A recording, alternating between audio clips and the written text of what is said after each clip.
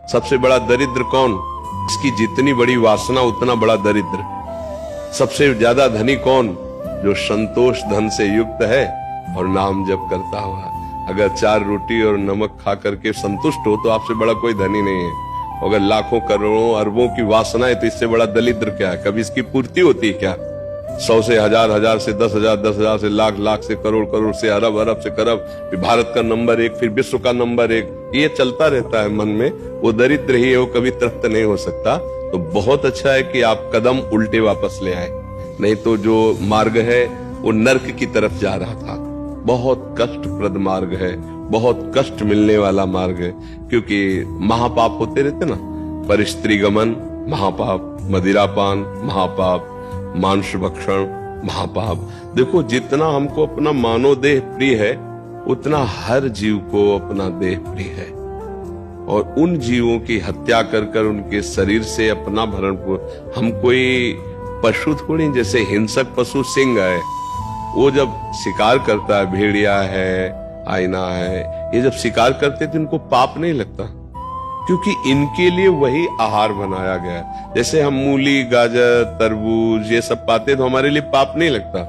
क्या उसमें जीव नहीं? क्या है? आप देखो, उसके पेड़ को उखाड़ के देखो, सूख जाएगा।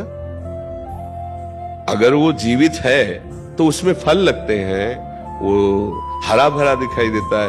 जब हम उखाड़ देते तो मुरझा जाता है, मतलब चैतन्य है। पर उस चैतन्य को मुझे पाने के लिए शास्त्र अलाउ करता है कि आप अन्न पा सकते हैं, आप फल पा सकते हैं, आप मेवा पा सकते हैं, आप अमुक चीजें पा सकते हैं। मनुष्य के लिए पशुओं का मांस भक्षण करने का आदेश नहीं है। उसके अलग है, जैसे सिंह घास नहीं खा सकता, कभी सेव संतरा नहीं खाएगा, वो मांस भक्षण उसको प्रिय है, क्योंकि उसके स्वभाव में रखा गया है। वो जबरदस्ती बलात् पशुओं को मारकर खाना उसका एक व्यसन है, उसका जीवन है।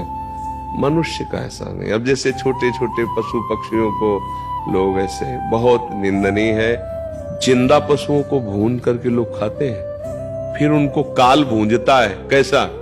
बड़ी गाड़ियों में, मर्सिडीज गाड़ियों में भूंजता है। वो एसी लगी हुई, फिल्मी गाना बज रहे और गाड़ी में जा रहे हैं, और एक्सीडेंट हुआ, आग लग गई, उसी में निकल ही नहीं पाए, उसी में भूंज गए। ये कैसे भुने? उनका परिणाम किसी कर्म के परिणाम से आया हुआ है। वो कर्म जब आप देखते, वो जीव चिल्ला रहा है, उसका मुंह बंधा, उसके पैर बंधे, और ऐसे हिलगा कर थोड़ी थोड़ी आंच में उसे जला के पका रहे हैं स्वाद लेने के लिए। तो तुमको हाथ पैर बांधने की जरूरत नहीं पड़ेगी, तुमको ऐसी जगह जलाएंगे जहां कोई बचाने वाला भी नहीं मिलेगा। वो परमात्मा हर एक जीव को अपने कर्म के अनुसार दंड देता है। तो ये तो कहो आप लौट पड़े, तो अब जब नाम जप करोगे और लौट पड़े तो भगवान कहते हैं, अहम तो आम सर्व पापेभ्यो मोक्षयिष्यामि मा शुचा, मैं तुम्हें समस्त पापों से मुक्त कर दूंगा। तो पहली बात, हम तुम्हें धन्यवाद देते हैं कि आप सतमार्ग की तरफ चलने लगे। अब आप जानना क्या चाहते हैं? ये कह रहे हैं कि अभी जैसे पहले वो मांसाहारी रेस्टोरेंट था, अभी वो शाकाहारी कर रहे हैं, उसमें मैं उसका स्थान पवित्र कैसे करूं? मतलब पहले तो वहां बन चुका है, तो फिर किन किन चीजों में सुधार करूं? हाँ, कैसे करूं? हाँ, बिल्कुल ठीक बात है। तो आप गंगा जी, आपका जहां आसपास हो, तो गंगा जल से छिड़काव करके और उन पात्रों को हटा दो वहां से, जिन पात्रों में मांस रंधन हुआ उनको फेंक दो, वो रसोई में भी नहीं रहने चाहिए। और गंगा जल से करके, और जिसे गाय के गोबर आदि से लीप, तो वो परम पवित्र माना जाता है। फिर जैसा मान लो, जैसे पत्थर आदि, तो थोड़ा सा ऐसे गाय के गोबर लिया, ऐसे कर दिए, और फिर धुलाई कर दी, फिर गंगा जल डाल दिया, फिर धुलाई कर दी, और जो पात्र मांस रांधे गए उन पात्रों को बिल्कुल वहां से फेंक दो। वो प्लेटें, वो बनाने के पात्र, वो सब उनको फेंक, एक नया सिस्टम रख लो। तो जो उससे कमाई हो, और अच्छा पदार्थ बनाओ। बच्चा कोई देखे ना देखे, भगवान देख रहा है। जैसे हम को पाना पड़े वो, तो हम आनंद पूर्वक पा सके, ऐसा हम दूसरों को पवाएं। सबके हृदय में भगवान बैठे हुए हैं। आजकल क्या होता है कि 4-4 दिन की दाल तुरंत छौंक करके और उसको फ्राई करके दे रहे हैं, और वो नहीं खा सकते, वो दूसरे को दे रहे हैं। कई ऐसे भोजन पदार्थों में नुकसानदायक बातें देखी गई।